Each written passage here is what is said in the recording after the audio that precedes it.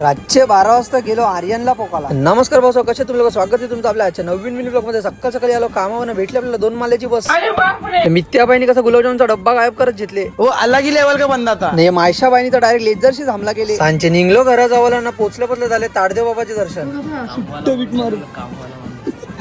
आलो लगे कृष्णाच्या घराने. कृष्णाने कसा सफरचंदाचा फोन आणले वाटतं. आलो लगे आपल्या आयरोलीच्या भाईला घेऊन सलून मध्ये केसांना आकार उकार देवाला. बघता होता भाईनी घेतले मैदान साफ करे. फावडा मारी घेतले. रातचे सगळे पोरांना घेऊन डायरेक्ट आलो आर्यनचे घरा.